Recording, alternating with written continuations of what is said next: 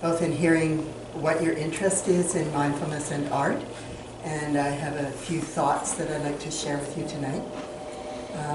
So I'm Margaret Jones Callahan, and I'm kind of an old dog practitioner.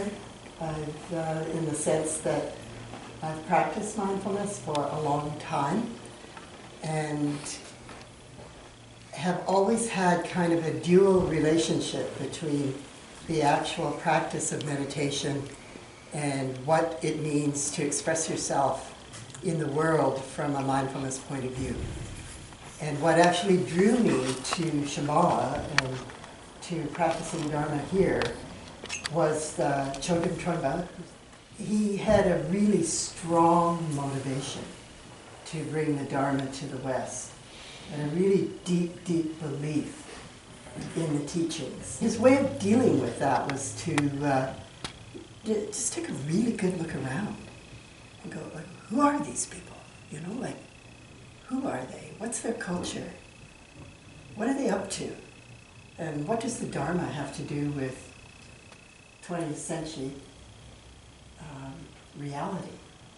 And so he started with studying us. He trusted. He gave to a whole generation of youth around the world the deepest teachings from his own teachers, from his own culture. And he did it in the name of bringing peace. So coming from, very fresh from an experience of violence, and what he brought, in particular at that point in time, Boulder, Colorado, was a whole series of teachings on the arts. The way in which anybody can come close to their own heart, to their own emotional experience, to their own senses. It's not about being trained as an artist, but it is about the art of everyday living, that you can use any expressive aspect of who you are to, in a mindful way, to actually wake you up and to enrich your life in a way that takes you beyond your personal storylines, whatever those might be. So when I think about mindfulness-based art therapy, really what I'm teaching is Dharma art.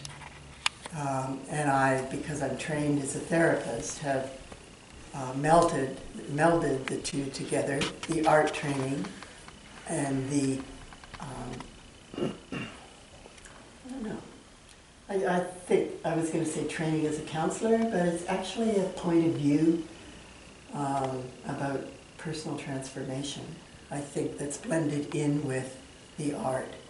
And it's a profound and deep belief in the power of the expressive mind to heal or to take us beyond our known self into areas of who we are that are both exciting and terrifying and illuminating and hidden, and it's a way of opening the door of your life to another level of richness or depth, passion. And you could bring any question that you have to that process and use the process or use the mindfulness practices and the art practices associated with it to work with that part of your life. And you could do it on your own in the way that you could meditate on your own. You could use your art practice in the same way to work with it on your own. Or you could do it in group. Or if you felt like you really wanted the mentoring and the guidance of someone other than yourself, then you might actually see a counselor or do a group or something like that and have a different level or kind of support about it. Yeah. That we could use to just express, see what's there, and see what it evokes in us. So it's really like having your own laboratory. Another way to explore your own mind. Another way to find out who you really are without anybody else's judgment or interpretation or analysis of who you are.